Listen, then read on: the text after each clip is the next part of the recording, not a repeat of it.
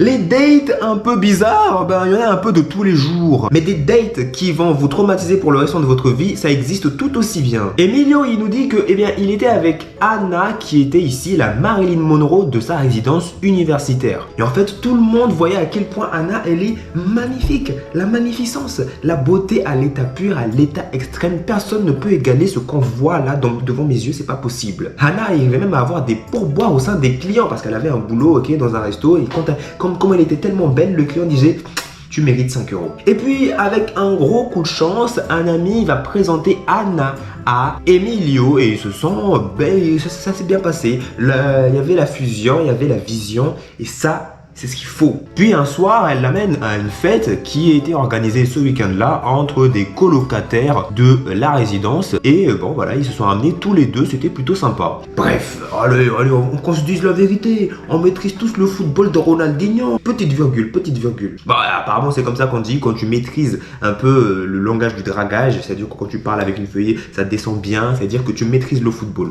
Ils se rendent à cette fête où se trouvaient donc les colocataires et ils boivent quelque chose de tequila, vous connaissez. Ils dansent aussi le flamenco. Le flamenco, tu sais comment ça se danse? Attendez, je vais vous faire une démonstration. Je vais faire une démonstration, quoique bon, attends. Non, arrête, mais tu devrais descendre sur l'histoire là, calme-toi un peu. Je me suis égaré, mais ils ont fait la fête et c'était trop bien. À un tel point que maintenant il faut que tout le monde rentre chez soi, enfin plutôt tout le monde regagne sa chambre. Et là, c'est la consécration. Hannah prend la main de Emilio et se dirige tout droit vers la chambre de Hannah. Il nous dit même que c'est une fille qui sait ce qu'elle veut. Elle va pas passer par 4 chemins.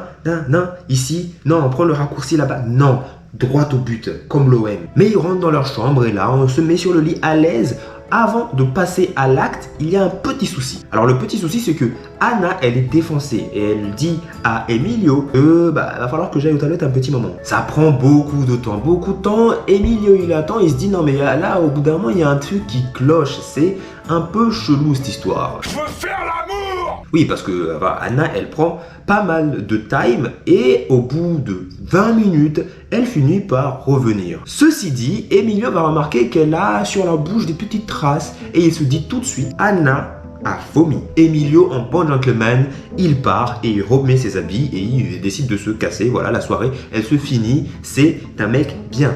Voilà, Anna va s'excuser et elle va même lui dire écoute, je sais que c'est pas ce que tu voulais, mais je suis vraiment désolé. Emilio il dit non mais ça va, t'inquiète pas, non mais ça c'est super, ce n'est pas grave. Mais avant de partir, Anna va se diriger vers Emilio avec, Anna elle a vomi, je vous le rappelle que Anna elle a vomi. Emilio il sait que Anna a vomi puisque ça se voit et elle décide de l'embrasser sur les lèvres. Voilà, l'histoire c'est ça et il était dégoûté. Moi, à partir du moment où Anna vient vers moi pour essayer de m'embrasser avec les lèvres comme ça, interdiction d'approcher à moins de 3 mètres. Interdiction d'approcher à moins de 3 mètres. Tu restes là où tu es et tu gardes ton haleine dans ta bouche. Emilio n'a pas pu intervenir. Emilio n'a pas pu faire ce que moi j'ai fait. Il s'est pris une embrassade vomissante. Il dit que c'était la pire chose qui lui soit arrivée dans un date. Il ne l'oubliera jamais. Et il avait même l'impression qu'il pouvait choper un virus, littéralement. Voilà, c'est vous dire le taux de dégueulasserie que cela atteint. Jamais pour lui il y aura de date aussi pire que celui-là parce que écoutez quand même avoir une meuf qui vient vous embrasser avec ce qu'elle avait déjà, alors là je dis chapeau. Emilio, plus jamais il est allé la revoir. Bref, qu'auriez-vous fait à cet instant? Je ne sais pas. Bon, celle-là elle était bien marrante, mais passons aux choses sérieuses. On va parler d'Elvis Presley. Bon, pas Elvis Presley, celui qui prétend être Elvis Presley mais qui ne l'est pas et qui a saoulé le monde entier. Bon, maintenant on est avec Liana qui est une femme ici, qui est déjà mariée mais qui nous raconte son histoire lorsqu'elle n'était pas mariée, ok? On s'est compris? Très bien. Lorsque c'était une jeune femme, eh bien, elle a rencontré un acteur, musicien, et qui avait même un album, voilà, un artiste très bien. Liana avait à cet instant 18 ans et Marcolo avait 30 ans. Bon, ok, la différence d'âge, elle est... Mais bon, vas-y, tout est possible. Aujourd'hui, on a bien vu Brigitte et Macron, ça montre que l'union fait la force, peu importe la différence entre nous deux. Bon, avant, ils ne se connaissaient pas du tout, mais ce sont des amis qui se sont arrangés pour qu'ils puissent se rencontrer. Ça s'est très bien passé et maintenant, ils ont organisé un petit date pour se rencontrer. Et à ce moment-là, Liana, elle propose d'aller voir une pièce de théâtre. C'est ce qu'ils vont faire, Liana et Marcolo, sauf que Liana explique aussi qu'elle aime et elle préfère être au volant lorsqu'il y a ce genre de date durant la nuit. Et ça permet en fait à Liana d'avoir le contrôle de la situation parce que sinon, à tout moment, tu peux aller boire, ceci, cela. Mais elle reste sobre pour qu'elle se dise, oui, c'est moi qui vais conduire, c'est à moi qu'incombe les responsabilités d'être sur la route. Mais dans le même temps, elle a envie de voir à quoi ressemble l'appart de Marcolo. Selon elle, et peut-être selon toutes les filles, l'appartement d'un mec peut dire beaucoup sur le mec. Bref, elle se rend donc chez Marcolo et elle voit une maison banale, voilà. D'accord, c'était un appartement relativement petit, les mobiliers pour la plupart c'était des mobiliers, voilà, jetables. Mais le plus bizarre, c'est que la télé était restée allumée lorsqu'elle est rentrée. Marcolo lui dit, bah écoute, Madame Liana, plutôt Liana, vas-y, assis-toi, prends place, mais j'ai un petit truc à faire, je dois filmer une pub pour laquelle j'apparais et qui va passer à la télé. Ah oui, j'ai oublié de dire qu'on est dans les années 2000.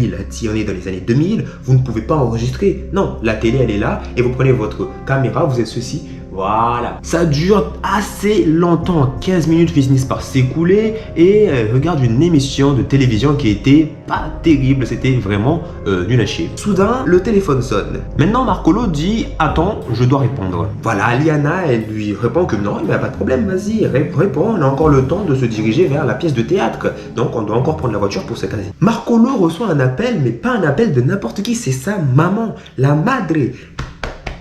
Te amo. Mon fils, je suis trop content, je viens de voir ta pub passer à la télé. Ce à quoi Marcolo répond, est-ce que tu as filmé? C'est bizarre. Marcolo se met dans une colère incompréhensible. Tu n'avais qu'une seule chose à faire, maman, tu n'avais qu'une seule chose, bordel. Tout ce que tu avais à faire, c'était d'enregistrer la putain de pub et tu n'as même pas été capable de faire ça. Et il ajoute que sa mère est une bonne à rien. Liana, elle s'est dit, ah, donc c'est un bonhomme de 30 ans, du grand âge que tu es, tu fais encore des bêtises comme ça, c'est pas possible. Il fallait bien aller à la pièce de théâtre et ils se disent qu'au bout d'un moment, la pub, on la verra pas, il faut pas qu'on rate notre pièce. En se rendant en direction du théâtre, eh bien, Marcolo ne cesse pas de se plaindre dans la voiture que ma mère a fait cela, a fait cela. Je serais à la place de Liana, j'aurais dit ceci. Et Marcolo, écoute, je suis bien, mais au bout d'un moment, tu es bien gentil, mais ça m'énerve, Bon, le cauchemar va continuer et ils vont se rendre au théâtre, pas de chance. C'est fermé, ok? C'est fermé, vous faites demi-tour et vous rentrez chez vous. Merci. La solution que propose Marcolo, c'est d'aller vers un restaurant chinois dans lequel il s'y rendait lorsqu'il était étudiant et pour en trouver à manger pour pas trop cher. Super. Non. La bouffe, apparemment, elle n'était pas si terrible, explique Liana. C'était catastrophique. Aussi catastrophique que l'émission de télé qui se sont tapés à la télé. Mais pendant qu'il mange, Marcolo, il continue de se plaindre. Il continue de dire que voilà, sa mère, ceci, cela. Elle a pas fait ceci, elle a pas fait cela. Ok. Liana, elle prend sur elle. Puis, pour calmer la situation et pour dire bon, stop, ça suffit, elle demande c'est bon, tu veux que je te ramène chez toi, c'est bon. Mais sur le chemin du retour, le monsieur Marcolo, il est toujours aussi insolent. Il dit à Liana, tu sais que je ne vais pas coucher avec toi, n'est-ce pas? Attends, mais Liana, elle n'est pas laine de la dernière pluie, ok? Alors elle lui explique calmement qu'il va redescendre de son petit nuage et qu'il va se calmer vu la façon dont il a pour s'exprimer face à sa propre mère, il aurait intérêt à plutôt la fermer. Voilà, elle a pris comme une insulte. Le mec, il est là, il insulte sa maman, il fait ceci, cela. La soirée a été horrible pour notre prof Liana. Pauvre Liana qui a voulu se faire embrasser en plus. Bref, il n'a pas eu son bisou, notre petit Marcolo, il est rentré chez lui. Je suppose que malheureusement, il a continué à en vouloir peut-être à sa maman ou peut-être qu'il s'est excusé. Il s'est excusé.